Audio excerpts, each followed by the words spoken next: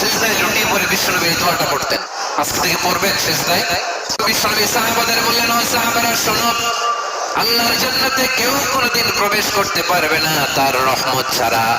সাহাবারা বললেন, ইয়া রাসূলুল্লাহ, আপনিও না, আপনিও কি আল্লাহর রহমত ছাড়া প্রবেশ করতে পারবেন না? বিশ্বনবী বললেন, না, আমিও না, আমি বিশ্বনবীও আল্লাহর জান্নাতে আল্লাহর রহমত ছাড়া ঢুকতে পারবে না। তবে কিয়ামতের দিন আল্লাহর রহমত আমার চারদিকে বেষ্টনী দিয়ে থাকবে।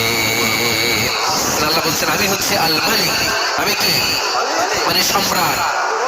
আল মালিক মানে হচ্ছে the king, the king of kings. সব রাজার বড় রাজা, মহারাজা। তার চেয়ে বড় রাজা আর কেউ নাই, তার চেয়ে বড় সম্রাট আর কেউ নাই, তার চেয়ে বড় ক্ষমতাধর সত্তা মহাবিশ্বে দ্বিতীয় কেউ নাই। চিৎকার করে বলেন ঠিক কিনা? তিনি আল মালিক। আল মালিক মানে ক্ষমতাধর, ক্ষমতার মালিক। আমার আল্লাহর আরেকটা